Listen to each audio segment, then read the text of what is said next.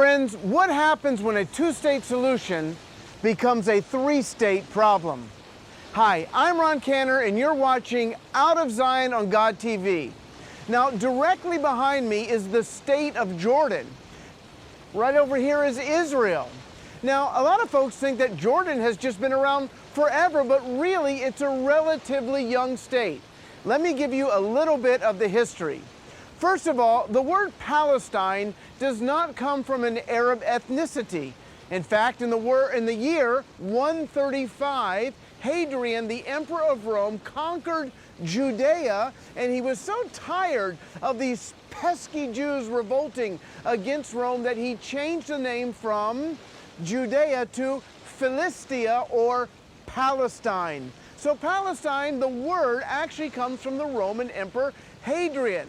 Now let's fast forward up to 1917. We have World War I. Great Britain conquers this area, takes it from the Ottoman Empire. The Ottoman Empire is defeated, and then Great Britain in 1917 writes what's called the Balfour Declaration. It came from England to the Jewish people, and it said, I'm going to paraphrase, we want to take historic Palestine and create a Jewish homeland.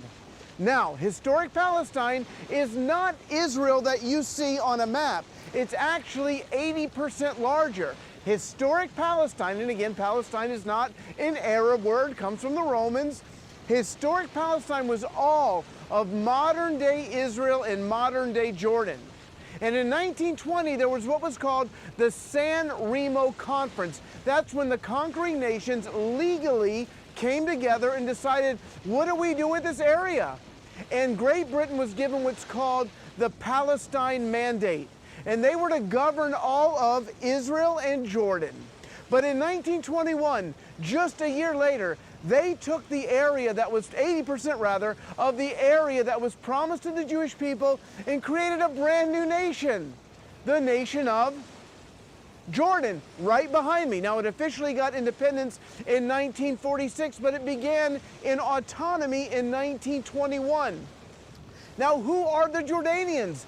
They are Palestinians. A Palestinian was a Jew, an Arab, a Christian, anyone living in modern-day Israel or Jordan before there was modern-day Israel or Jordan.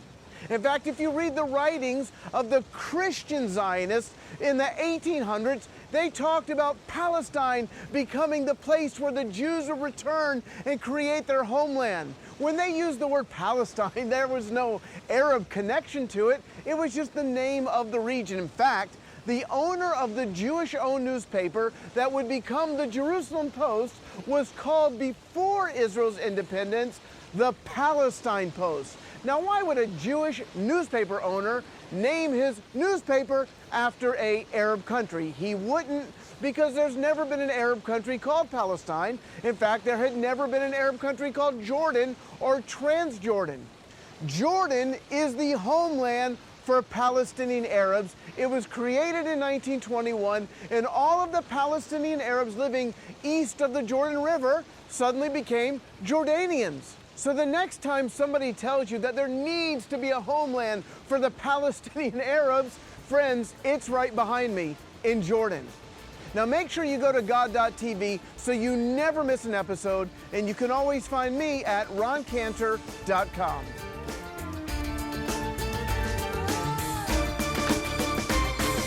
Please follow Ron on Twitter and Facebook at Ron S. Cantor to find out more about Ron and his ministry. For more information on God TV and the Out of Zion programs, or to view these programs again, go to god.tv/Zion.